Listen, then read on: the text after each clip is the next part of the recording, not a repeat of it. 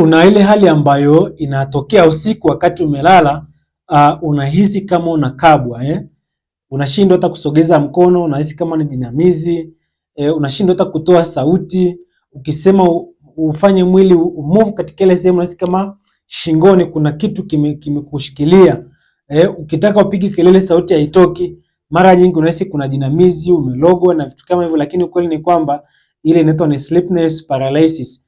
Mental unakuwa ushaamka, lakini physical kwa maana ya mwili bado unakuwa haujaamka. Kwa hiyo mwili bado upo kwenye usingizi. Kwa hiyo kitendo kile kitapelekea upitie ile hali, kwa sababu bado mwili haupo active, ila ubongo wako upo active, unajua unachokifanya.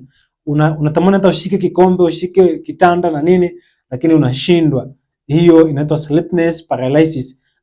Binafsi imekuwa kinitokea na pengine ulisha kuhisi kama ni jinamizi, kuna mtu anakuloga na ushaita watu wengi ni wachawi, lakini ukweli ni kwamba hiyo sio jinsi ilivyo. Naitwa Dr. Alfred Gati Doctor, mtaalamu wa mfumo wa mmeng'enyo wa chakula. Kama una shida ya acid reflux, unasumbuliwa na matatizo ya choo kigumu, au unakaa muda mrefu upate choo, nipo hapa, nitakusaidia hatua kwa hatua na utapona changamoto uliokuwa nayo na utabaki kuwa salama kabisa.